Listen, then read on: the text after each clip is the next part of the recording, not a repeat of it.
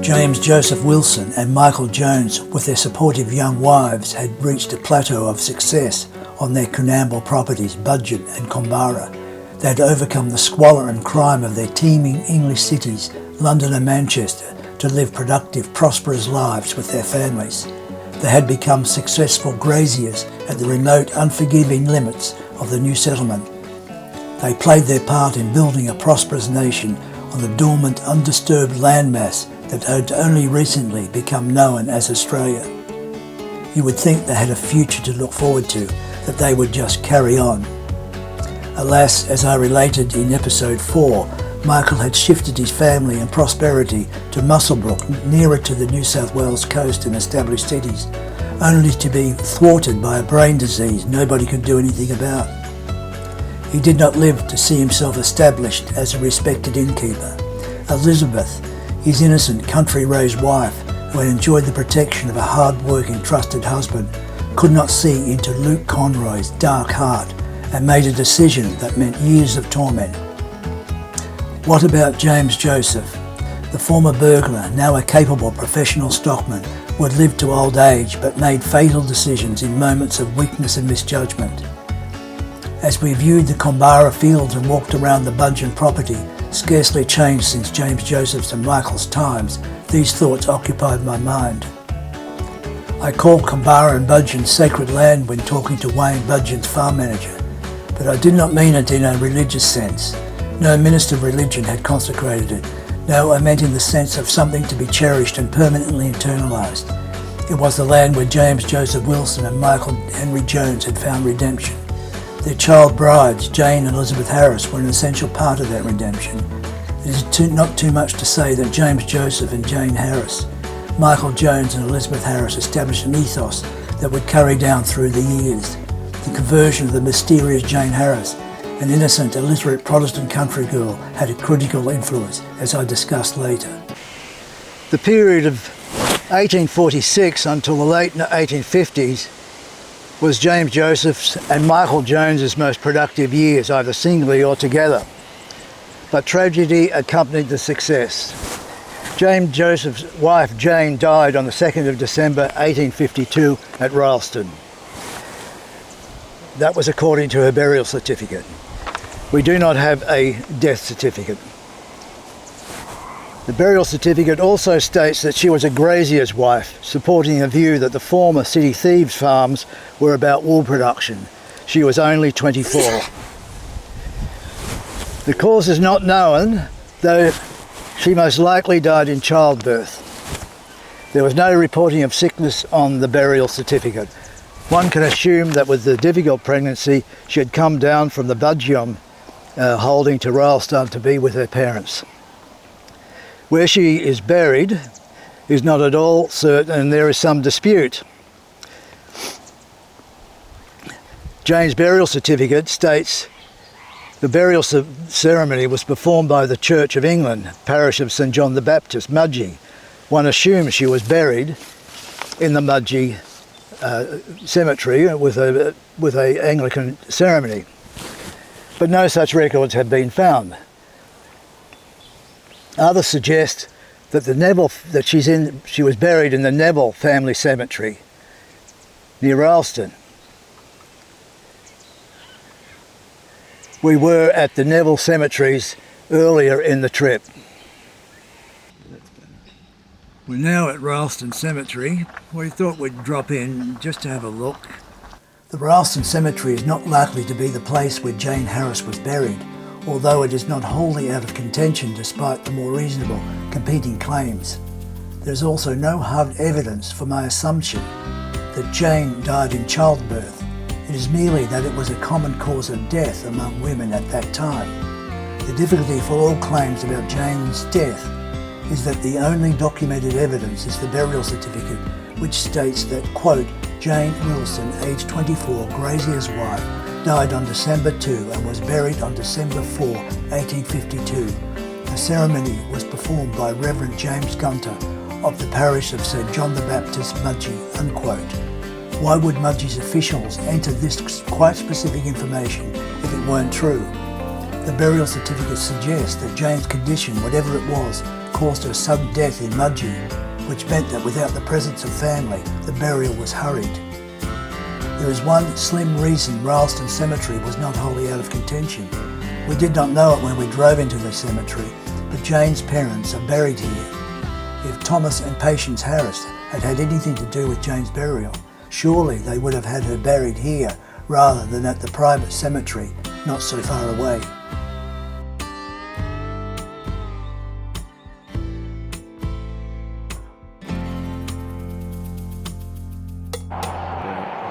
On the question of Jane Wilson Nay Harris's burial, about the place where she was buried, there are different opinions. One is that she was buried in the Mudgee Cemetery. The other one is that she was buried in the cemetery of the Neville family at Cassillis. Well, the Neville cemetery is actually two cemeteries, according to one source, namely David Wilson. One is called the Carwell Private Cemetery. Yep, keep going. And it's up to the left there on the high ground, about 200 yards up the road. And the one here is next to the Carwell Creek, and it's just through the trees there. Now, according to David, there is Jane Wilson buried there in December 1852, but it's not the right date in December, and she's listed as 41 and 42. He is convinced that Jane was buried in the Mudgee Cemetery, but we don't have time to pursue that. It'll take too much time, and we're running behind.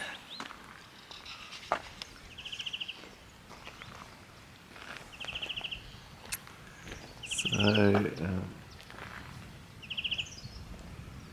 go for it.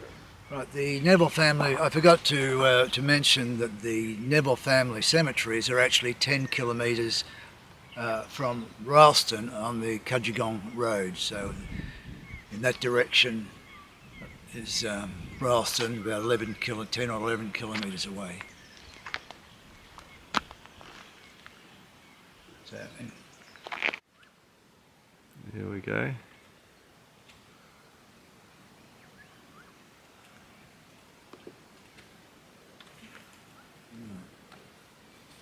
What's this cemetery called? This cemetery, this is the first of the cemeteries belonging to the Neville family, and it is now known as Carwell Private Cemetery. And the other one, which we filmed from along the creek, is Carwell General, which is over there somewhere. It would be. Oh look, I think you can see it. Jane's death and burial is surrounded by mystery. It could quite well be true that she was buried in the Carwell Private Cemetery, but definitive information would have to emerge to confirm it. In the meantime, I can't avoid the question of why Jane would be buried in a private cemetery near Ralston, around 34 miles away, and not in Mudgee, where she died.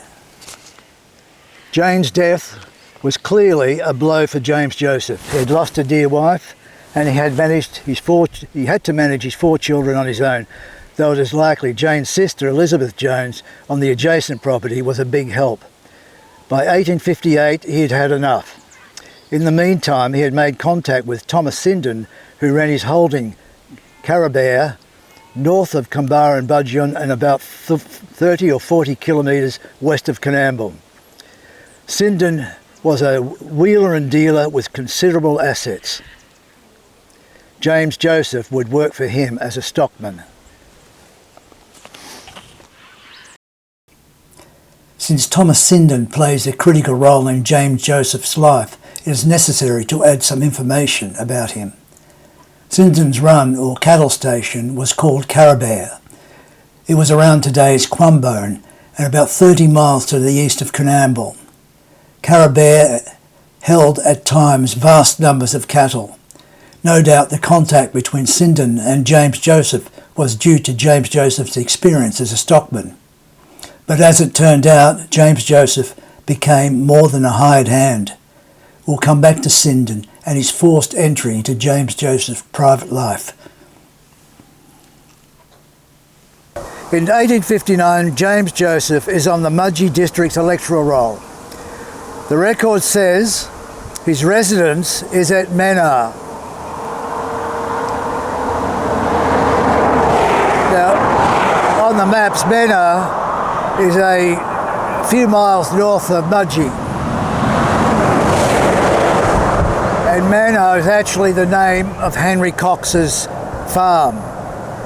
You would have thought James Joseph returned from Coonamble to Lowe's property, Wilbertree, whereas a young convict just transported, he was stationed in 1829. But the records say Menard and James Joseph did have connections with the Cox family.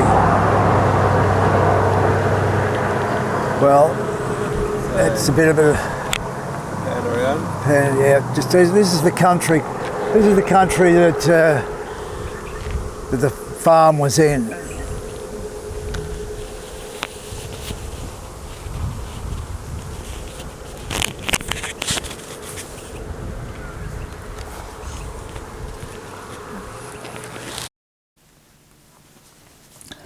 As one can see, it is sometimes hazardous to trace James Joseph's tracks, but traffic is not the only problem with impromptu filming. We are now in Burundalla, just outside Budgeon Township. It so happened that it was stormy and windy the morning we filmed there. That was in addition to the noise of the cars and the people who thought it okay to give us a beep.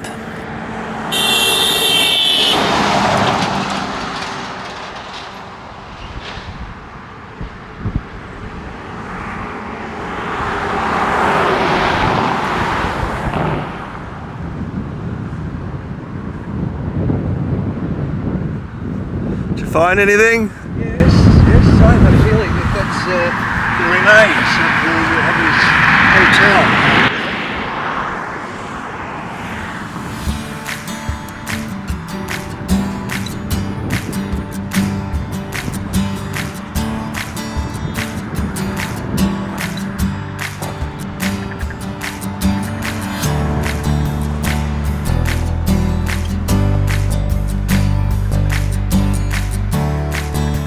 There are some building remains over there. By 1860, James Joseph had returned to Mudgee, eventually settling in Burundalla, a mile or so from the city of Mudgee, and that's where we are now. At first, the move seemed promising. He married 18-year-old Mary McShane in January, was successful in applying for the licence for his Burundalla hotel. He had stockman work with highly successful stock dealer Thomas Sinden, and seemed to be doing a little property representation in Mudgee. Now, the hotel licence was for a building directly behind me, over there. It was a rectangle-shaped building and would have had 4 or 5 rooms complete. It was there up until 10 years ago in a dilapidated condition, but it has been demolished. Although there are still remnants of it left. Roger has filmed those. We got some big friends.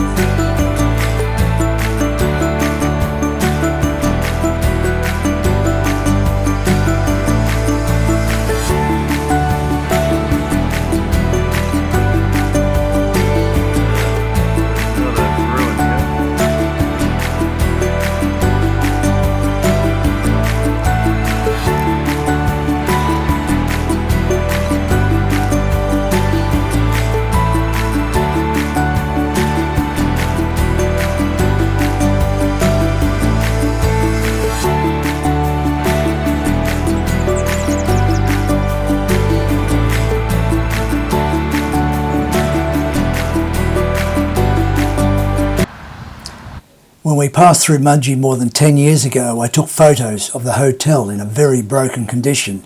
It was on the corner of Spring Flat Road and the Castlereagh Highway. I took photos from different perspectives, in front, towards the Castlereagh Highway and along Spring Flat Road. As one can see, it was very dry at the time. The building was actually bigger than I remember.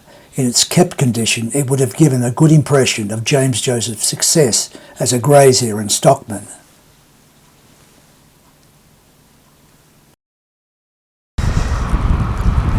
However, this optimistic appearance of what he was doing was just appearance, no more. Mary turned out unreliable and incapable. She could not manage her household or the hotel, which seemed to be her responsibility, while James Joseph was away droving cattle for Sindon.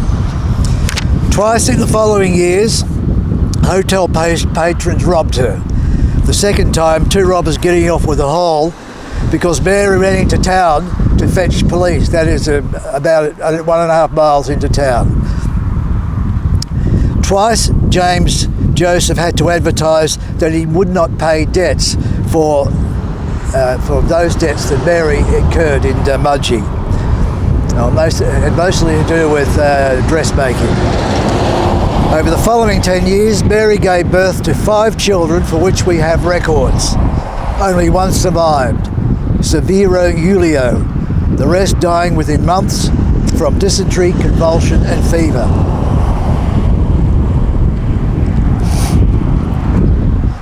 In October 1860, his daughter Rebecca died of what seemed to be consumption. James Joseph had been in Sydney helping Thomas Sindon in a court case about a cattle fraud by a stock agent. At the time, James Joseph was Sindon's chief stockman.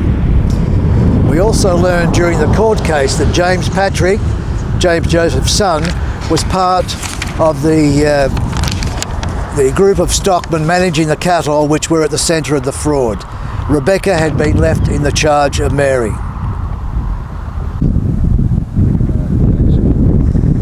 Then, after helping Sindon, who seemed to be more than an employer for James Joseph had to issue a writ of habeas corpus against him in May 1861.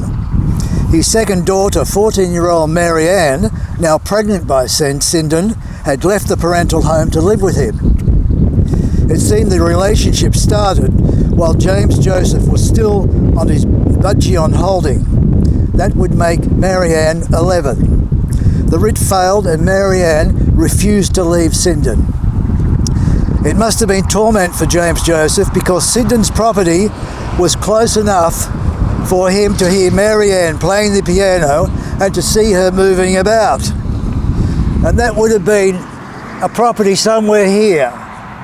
So Sindon was right next door to James Joseph, and there was his daughter, a pregnant 14-year-old daughter, running around there as free as you like. One may wonder about the circumstances of 13-year-old Mary Ann's seduction, the accepted word for it at the time. If one accepts from the evidence that Mary Ann was a willing participant, what was the attraction of 50-year-old Thomas Sindon?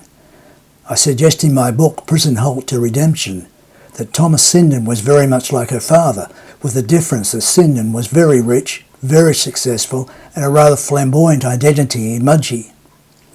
Roger and I tried to find some of Sindon's properties in Mudgee's shopping centre. We had the right location for Sindon's first-class hotel, as it was described, but I picked the wrong building. Sindon's Royal Hotel was much grander. This is a photo of the hotel in its best days. The other photos were taken by Bob Wilson. They are of the present corner where the hotel stood.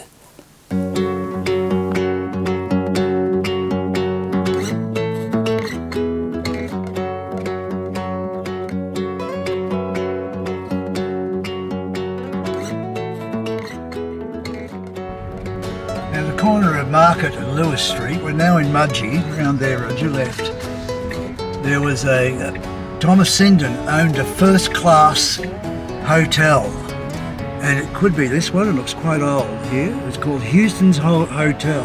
It was one of the many properties that he had. He also owned in Mudgee. He also owned premises next to the hotel, but this is quite a new building.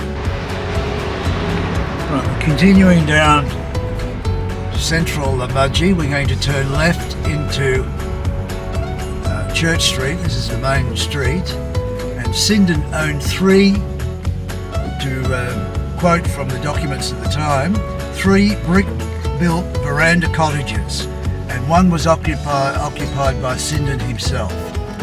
Right. Up to the left. So we get a good look at Mudgee at that time. At least some of the buildings would be date from the time, but this is the main street of Mudgee, and this is where Sindon had 3 brick-built properties, and there's quite at least 10 properties in Mudgee, central Mudgee. It was an indication of how successful he had been in his stock dealing, but the problem was that he had overreached enormously. As an indication of what was to become of Thomas Sindon, he legally gifted one of his houses to Mary Ann. She became the title holder of the property. Nobody, it seems, saw any significance in the gift. She lived there ostensibly alone until 1867. Driving up Church Street, Mudgee's main street, shows us the town James Joseph had the most connection with after arriving in Australia. His return to Mudgee after the Budgeon stay showed his attachment to the area. Clearly, he had many contacts in Mudgee.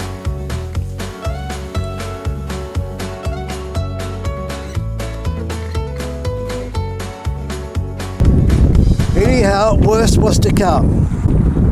James Joseph and Mary's first child was born in Sydney on the 24th of December 1861 at Mary's parents' house. Her name was Anne Jane. She died from dysentery at Burundalla, that's here at Burundalla, on the 20th of February 1862. The second child, with the odd name of Severo Julio, was born on the 14th of October 1864, also here. Severo Julio would survive Mary's care. He would live. On the 26th of September 1865, the blow came.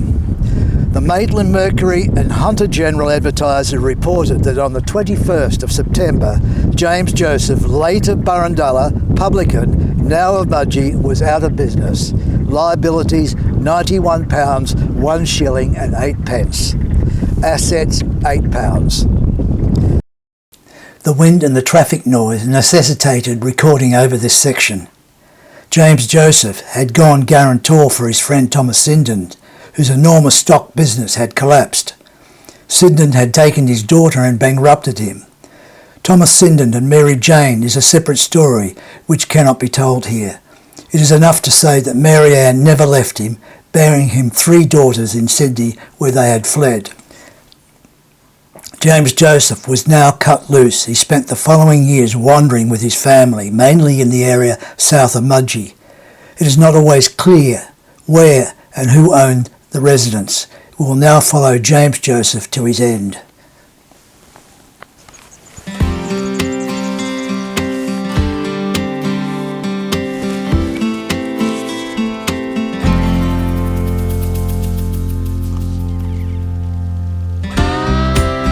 We're in Queen's Pinch Road.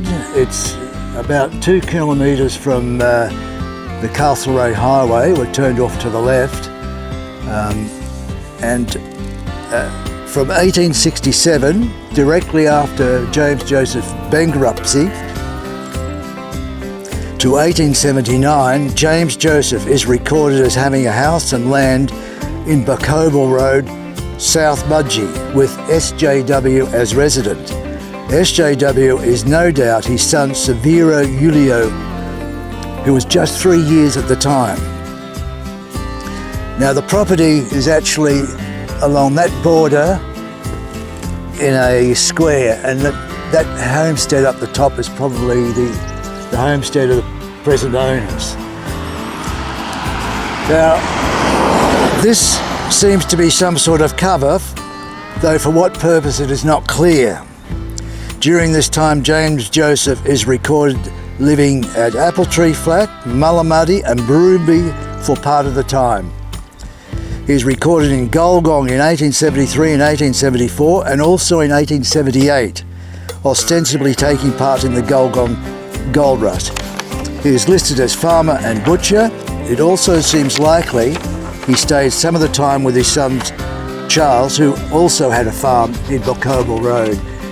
In those times, Queen's Pinch Road at this stage was still called Bocobel Road.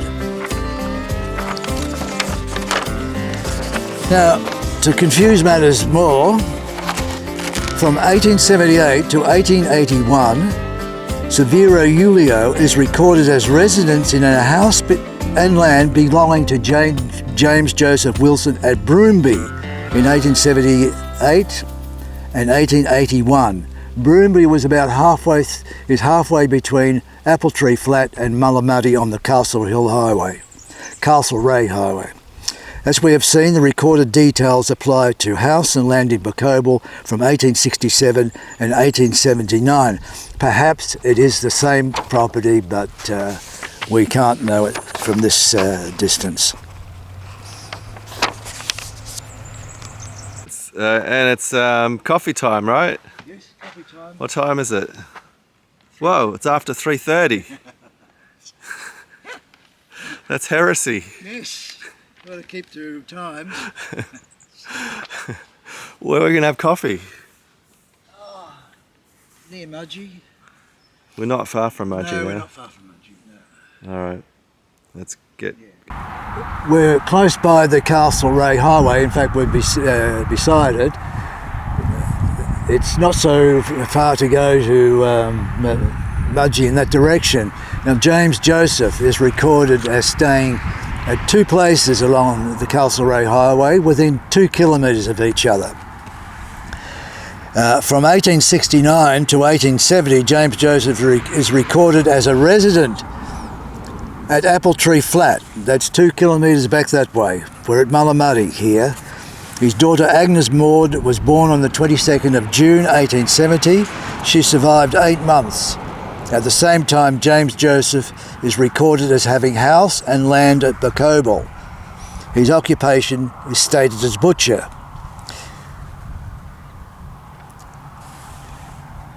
In 1867, in 1870 and 1878, James Joseph is recorded as living in a freehold residence at Mullamuddy, we're in Mullamuddy here.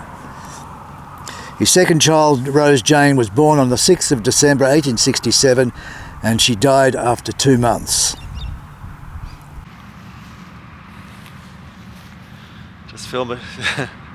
Just finished some filming at Mullamuddy, covering Apple Tree Flat. It's a bit of an effort getting it to all come together with the traffic and everything. But anyway, we're making progress. You on? Yeah. Well, this is Red Hill, this vicinity here. You can see it's the shape of a hill. In 1870, gold was discovered here. A gold rush followed. By 1872, Golgong's population had swelled to 20,000. It seemed the lure was too great for James Joseph. The town Golgong arose formally out of the gold rush. There was no real town here before the gold rush. Now we're right on top of Red Hill. You can see around us what's left over, some of the things left over from the gold rush between 1870 and 1878 really. Ran out. You can see, got a good view around Golgong area. So as I say, the gold rush in 1870 was too great a lure for James Joseph. Public records for 1873 and 1874 state that James Joseph Wilson and household were in Golgong in Gladstone Street. Does household mean that Mary, his wife, and their son Severo Julio were with him? Well, it seems so. Or were Mary and 9-year-old Severo Julio at the Bocogle Queens Pinch Road property? I think it's likely that they were here. Was James Joseph in Golgong to grub in the goldfields that were nearing exhaustion while carrying on as a butcher? It seems so.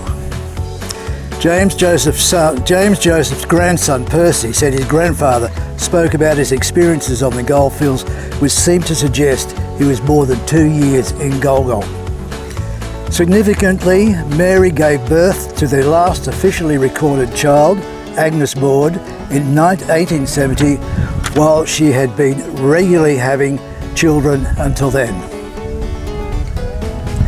In 1873, Mary was 31 and still fertile. Were there problems in the marriage? The following might be an indication. On the 23rd of December 1872, a boy, Archie, is recorded as born to Mary Wilson, maiden name, aged 23, in Golgong. Mary Wilson's birthplace is Sydney. She is the informant. Mary McShane was born in Sydney. No details of the father are included. Was this James Joseph's Mary? Did 30-year-old Mary, possibly lonely, succumb to the attractions of a man much younger than her husband? There were men aplenty around Golgong during the gold rush, and that is where she and James Joseph were. It was perhaps easy to get lost among 20,000, mainly men. The records of the children born to James Joseph and Mary McShane are hopelessly confused. Only Severo Julio, or the initials SJW, is mentioned outside birth certificates, usually as part of their household. However, the children living listed on Mary Wilson Nay McShane's death certificate are Severa, Archie and James, which give strong support to Mary's possible lapse on Golgong goldfields. Cousin Bob Wilson, who looked extensively for birth certificates of Mary's children, never found a birth certificate for a James Wilson.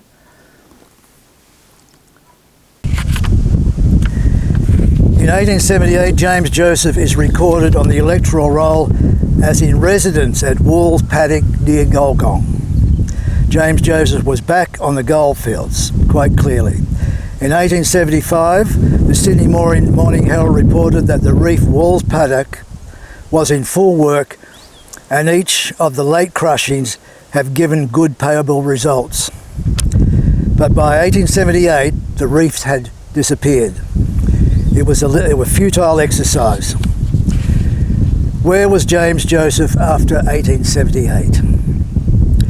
On Percy's account, we know that he was in Golgong in 1883 to take part in the march for the celebration of the first 8-hour day.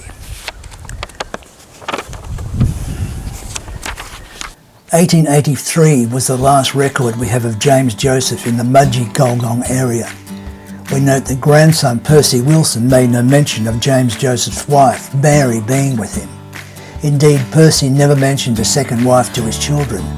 It seems by 1883, James Joseph and Mary were separated, and none of the family wanted to know about their father's mad choice of wife.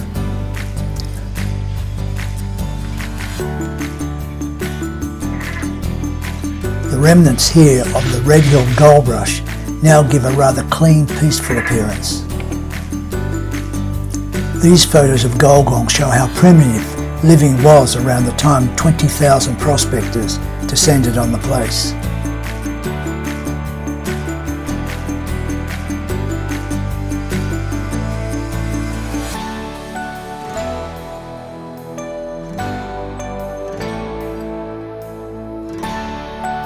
The last photo shows Golgong in 1915 with Red Hill and Main Street marked.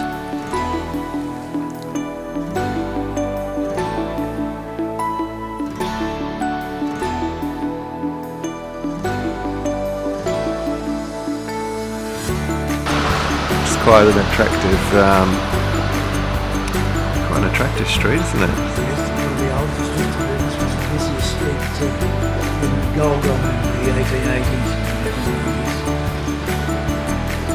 Lots of cars here today. Should we cross over or make it easier? Could get a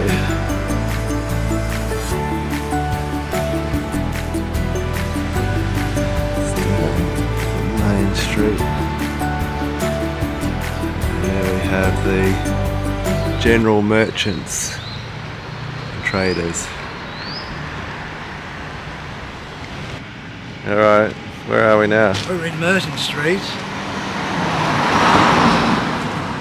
and this is where James Joseph Wilson spent the last years of his life. The traffic noise and the noise from the nearby railway necessitated recording over this section. James Joseph is recorded as living at 2 Merton Street, Petersham, at least by 1887. He died there on the 13th of October 1889, aged 81. Petersham is now an inner-city suburb of Sydney. His daughter Mary Ann, now Mrs. Mary Ann Mitchell, owned the property. Thomas Sinden had died in 1868. Some of the surrounding brick houses are from the 1880s and 1890s. My impression from various sources is that Petersham was a well-to-do suburb at that time. This rather boring white modern unit block replaced the original house James Joseph died in. It was still standing in a very dilapidated condition 10 years or so ago when I took photos of it. Its weatherboard structure suggests it predated the brick houses by many years.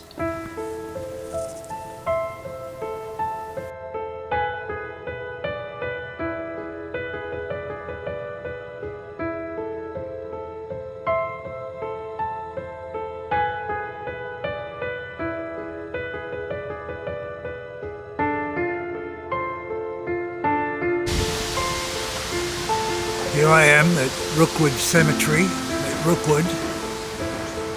We're in the old Catholic section of the cemetery.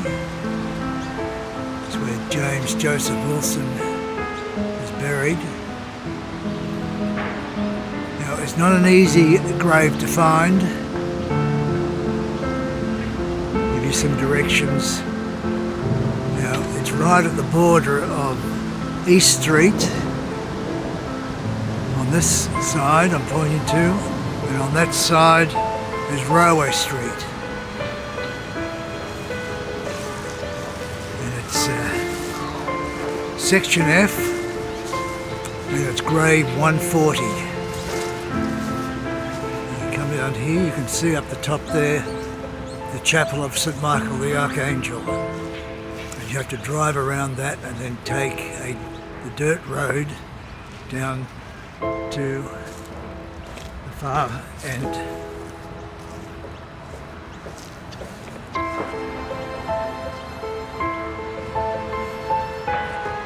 Most of these graves, the writing is totally faded. So here we come, and this section, they're the Chapel of St. Michael the Archangel.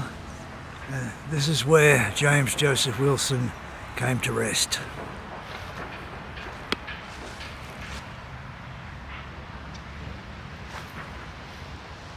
Section F, grave 940.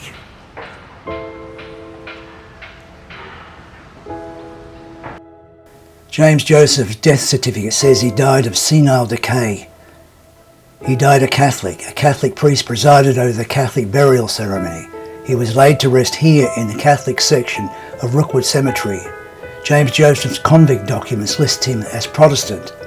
The impression was that the professional burglar did not worry too much about religion. What had happened? His child bride Jane Harris happened. For reasons never explained, the 15-year-old Baptist girl allowed the young Irish priest, Father Dunphy, to baptise her. She married James Joseph in a Catholic ceremony. Her 4 children were baptised Catholic. James Joseph became Catholic. I write in detail about Jane's conversion and the influence it had on the Wilson and Jones family in my book Prison Hop to Redemption. In brief, I believe that Jane Harris underwent some sort of religious illumination that resulted in a deep faith. James Joseph never forgot his child bride. It was sad to find that Mary Wilson, née McShane, died on the 12th of August 1891, aged 49, at Combara, 266 miles southwest of Sydney, alone and abandoned, surviving her husband by barely 2 years. Her death certificate says she died of bronchitis. Whatever her faults, she died young after what must have been a difficult life. The loss of 5 children to disease soon after birth suggests she could not cope with farming life. The lonely, isolated life with her husband seemed too much for her. Her inability to run a household created unsanitary conditions that proved fatal to the children under her care. Mary's sister, Annie McShane, was the only informant on the documents as somebody close to her. The children living are merely recorded as Sarah, Archie and James. No information about Mary McShane and the children James Joseph had by her appears on his death certificate. Perhaps James Joseph was not as sensitive as he should have been, expecting his young wife to manage as well as the Harris girls. Perhaps the original mistake was his decision to marry an 18-year-old girl 32 years younger than him and without the experience of living in the Australian bush. Whatever possessed him, perhaps a lapse due to male weakness, as fatal as Elizabeth Jones' decision to marry the big-talking Luke Conroy.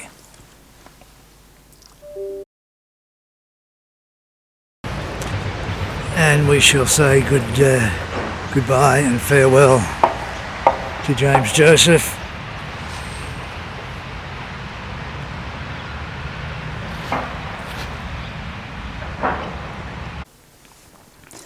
Surprisingly, we have a photo of James Joseph, a portrait photo taken sometime in the 1880s.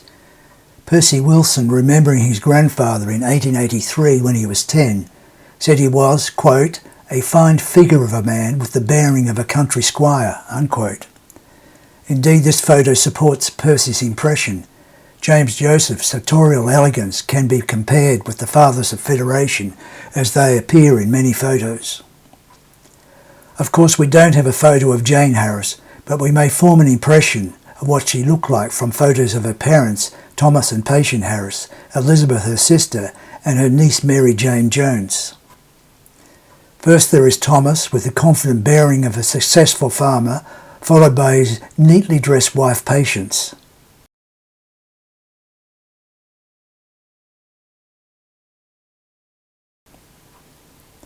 Two photos of Elizabeth Harris follow, one very late in life.